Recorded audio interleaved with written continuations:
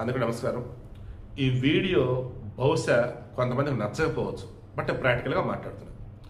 సాయి తేజ్ అనబడే వ్యక్తి, అతను ఇన్ఫారిటీ కాంప్లెక్స్ అని అయి ఉండాలా, లేదన్నప్పుడు ఇంట్రోవర్ట్ అని అయి ఉండాలా, లేదన్నప్పుడు అతనిని ఎవరన్నా బాగా భయపెట్టి ఉండాలి. ఇతనికి సమతా కాలేజ్ వైజాగ్, ఇతనికి ఆ కాలేజీలో చదువుతున్న ఒక లెక్చరర్ మహిళ, ఆమె పంపినటువంటి మెసేజ్లు మొత్తం నేను చెక్ చేశాను. లైంగికంగా వేధించింది అన్నప్పుడు అది మొత్తం చెక్ చేస్తే ఐఆమ్ షూర్ ఆమెకి ఎటువంటి శిక్ష పడదు. సాయి తేజ్ని ఆమె ఇబ్బంది పెట్టింది, వేధించింది, హెరాస్ చేసింది అన్న వేలో ఆమెకు శిక్ష పడవచ్చు. అది కూడా నాకు కొద్ది కాలమే ఉండొచ్చు, లేదా పెనాల్టీ ఉండొచ్చు.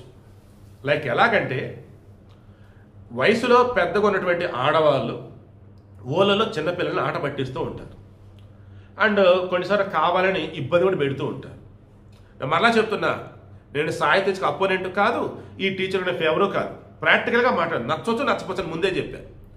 రేపు జరిగే చెబుతున్నా ముందుగానే. సాయి తేజ్ మరణం చాలా చాలా బాధాకరం. సాయి తేజ్ మరణానికి కారణమైన ఖచ్చితంగా శిక్షించాలి.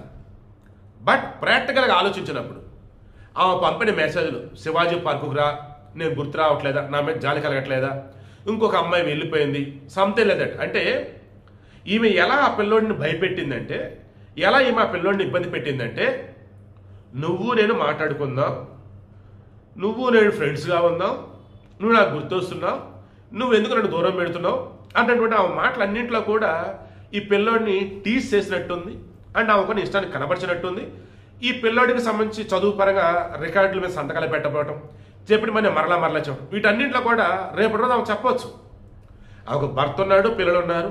ఆమె భర్తని ఇతను వచ్చేసి సాయి తేజ్ బాబాయ్ అంటాడట, పిల్లలను వచ్చేసి అన్న అక్క చెల్లెలు కావేలు, ఇక ఈమెను పిన్ని వారసు అన్నట్టు. సో ఓవరాల్గా అన్నప్పుడు ఇవ్వటం నాకు ఇబ్బందిగా ఉంది, బట్ నేను ప్రాక్టికల్గా చెప్తున్నా.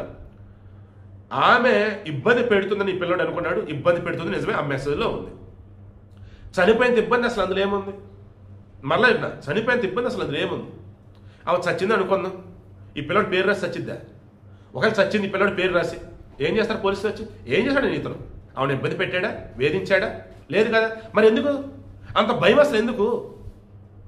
ఆల్రెడీ పేరెంట్స్ చెప్పినాడు, ఫ్రెండ్స్ చెప్పాడు, అండ్ ఫ్యాకల్టీ కూడా చెప్పున్నారు, అండ్ కాలేజీలో ఫ్రెండ్స్ కూడా మొత్తం తెలుసట. సో ఆమె ఒకవేళ ఇతని మీద ప్రేమతో ఇతను క్లోజ్ అవ్వడానికి చచ్చిపోయింది అనుకుందాం, ఆత్మహత్య చేసుకొని, ఇతను అరెస్ట్ చేస్తారు, చెయ్యరు కదా. ఇతను పరువు ఏమైనా మీద పోదు కదా. ఎందుకు చనిపోవటం? ఇతను భయం కాదా? ఆ భయం ఎటువంటి భయం? చుట్టుపక్కల ఎవరు ఈ పిల్లలను భయపెట్టారు, లేదా ఇతనే ఏదో ఆలోచించి అలా ఇదైపోయారు. అందుకే చెప్పా, మరలా చెప్పా, స్టార్టింగ్ చెప్పా, ఈ వీడియో కొంతమంది నచ్చకపోవచ్చు అని. ఇతను చనిపోవటం అనేది చాలా బాధాకరం, చనిపోవటం అనేది చాలా పెద్ద తప్పు. ఆత్మహత్య చేసుకొని ఈ ఎవరైతే లెక్చరర్ ఉందో, లేడీ లెక్చరర్, తనకన్నా చిన్నోడు కావచ్చు, సరదాగా ఆట పట్టించిన కావచ్చు, కామంతో చెలరేగుతూ కావచ్చు, ఎలాగైనా కానీ ఆమె చేసిన తప్పే. కానీ అది లైంగిక వేధింపుల కిందకి రాదు, ఎందుకంటే చాటు మొత్తం నేను గమనించాను. ఇవిడ మెయిన్ ఇంటెన్షన్ దండం పెట్టి మరీ చెప్తున్నా, పిల్లలైనా పెద్దలైనా ఎవరైనా ఎవరితో ఎంతవరకు ఉండాలో అంతవరకు ఉండండి. ఆట పట్టించడమైనా, ఇష్టాన్ని వ్యక్తపరచడమైనా సడన్ లిమిట్ వరకు ఓకే. అది దాడితే ఇట్లాంటి అమాయకులు చనిపోతారు, అండ్ కాలేజీ పరువు పోయింది, బయట కుటుంబాల పరువులు కూడా పోతే, అంతిమంగా ఈ సమాజం భ్రష్టు పెట్టిపోయింది. ఇప్పటికైనా పద్ధతిగా ఉండండి. ఆ పద్ధతి లేనప్పుడు మూసుకొని కూర్చోండి తప్ప ఎట్టబడితే అటు చెర్రెక్కండి. సాయి తేజ్ మరణం చాలా చాలా బాధాకరం. మరలా చెప్తున్నా, లైంగిక వేధింపులు అన్నట్టుగా ఆమె మీద శిక్ష పడదు. ఏదైనా వేధించింది, టీజింగ్ చేసింది, హెరాస్ చేసింది అన్న వేళ శిక్ష అయితే పడే అవకాశం అయితే ఉందని నాకైతే అనిపిస్తూ ఉంది.